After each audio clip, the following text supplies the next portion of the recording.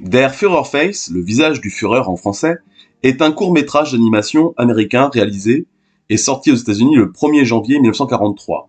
Produit par la Walt Disney Company, ce dessin animé mettant en scène le personnage de Donald Duck a été tourné au service de la propagande anti-nazie des États-Unis. Jusqu'à l'entrée en guerre des États-Unis, consécutive à l'attaque de Pearl Harbor par l'aviation japonaise au mois de décembre 1941, les studios Disney n'étaient touchés par le conflit que sur l'aspect financier. L'Europe en guerre était devenue en effet un marché éteint où les productions de la compagnie ne s'écoulaient plus. L'Amérique, ainsi attaquée, se retrouve subitement partie prenante au conflit. Le gouvernement américain réquisitionne alors immédiatement les studios de Mickey. Disney reçoit ainsi la lourde tâche de vulgariser les enjeux du conflit, ses tenants et aboutissants. Toutes les stars de la compagnie sont mises à contribution et participent à l'effort de guerre en critiquant le régime hitlérien. Der Führerface s'inspire clairement de deux films de Charlie Chaplin, Les Temps modernes de 1936 et Le Dictateur de 1940. Le cartoon va ainsi utiliser les mêmes astuces de comédie, de situation, allant jusqu'à l'absurde, ceci afin de mieux dénoncer le régime nazi. Ici, dans ce cartoon, le personnage principal, à savoir Donald, fait un cauchemar dans lequel il est un citoyen de l'Allemagne nazie et travaille dans une usine de munitions à New-Zealand. Der Führerface commence par un défilé d'une fanfare dédiée au culte d'Hitler. On reconnaît ainsi les caricatures de trois figures essentielles de l'Axe, l'empereur japonais Hirohito, le dictateur italien Mussolini et Hermann Göring, commandant en chef de la Luftwaffe et militaire emblématique du régime hitlérien.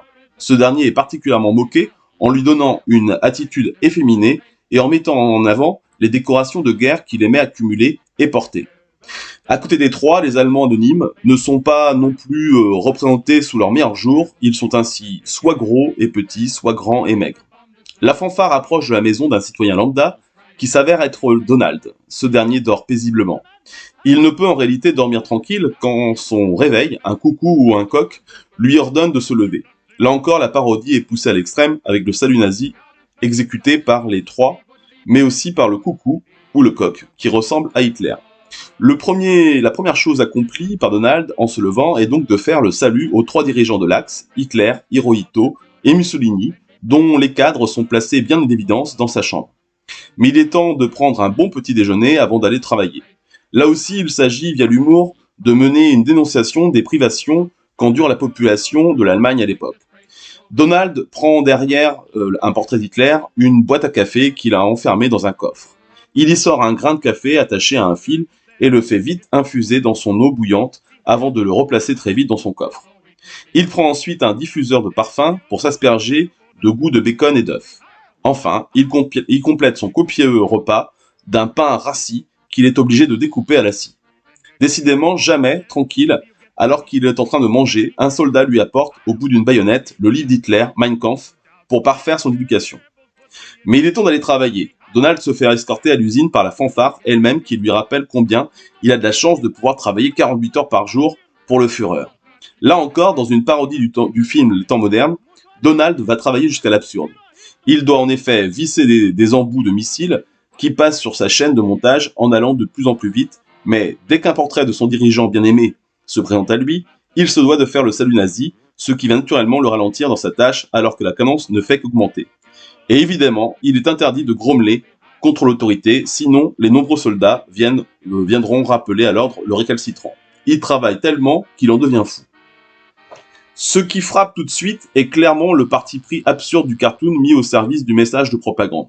Pour mettre, par exemple, en avant la puissance du régime totalitaire, du Troisième Reich, l'utilisation de la célèbre croix gammée se fait à l'outrance. Elle est partout. Ainsi, quand Donald fait ses exercices physiques afin d'avoir un esprit sain dans un corps sain, ses mouvements de bras reproduisent la croix gammée. Le cartoon part ensuite dans une séquence de rêves digne de celle des éléphants roses de Dumbo, complètement surréaliste et fantasmagorique. Le dessin animé se termine par une ode aux États-Unis et la valeur de la liberté. Mais même là, les studios Disney se laissent aller à une gentille moquerie en superposant les croix gammées du cauchemar par un décor où le bleu aux étoiles blanches du drapeau américain est partout. Donald embrasse alors une reproduction de la Statue de la Liberté. Le cartoon se clôt alors sur une reprise de la chanson où quelqu'un envoie une tomate en plein visage d'Hitler, en plein sur Der Führerface. On voit donc ici l'implication des studios Disney en particulier et d'Hollywood en général dans l'effort de guerre durant la Seconde Guerre mondiale. Il est impossible de ne pas trouver ce cartoon de propagande particulièrement efficace et d'une drôlerie à toute épreuve. Il est parfait pour démontrer, par l'absurde, les méfaits d'une dictature militaire en général et du régime nazi en particulier.